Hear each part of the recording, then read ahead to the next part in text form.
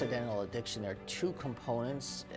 If I'm speaking right, is that the person taking it doesn't know how addictive it becomes, but also how difficult it is to get off of opiates. This is one of the most powerful addictive drugs there is. Yeah, yes, it is. I remember learning in medical school when I was, young, and there's lots of drugs that are out there that you're learning about.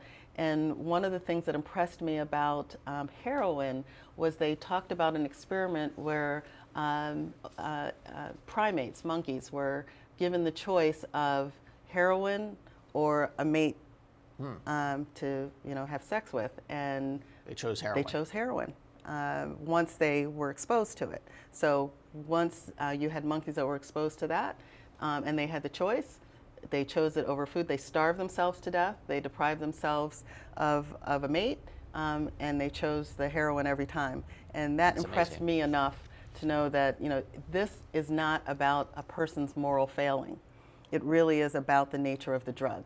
It's not the nature of the human. It's the nature of the drug that causes this type of an addiction. And I've known people addicted to heroin and actually shooting it up, having difficulty getting help. Yeah, well, I think that's also the nature of our society, that people who were addicted to heroin were considered kind of being people of the fringe. They were the fringe population. They didn't have a strong voice, or it was thought that this is their own fault, whereas now you have a population of people who are your neighbors next door, who are saying it's someone else's fault. Your kid, your mom, like you said, the soccer mom. And so I think society has a greater affinity for doing something about a problem that affects that portion of the population.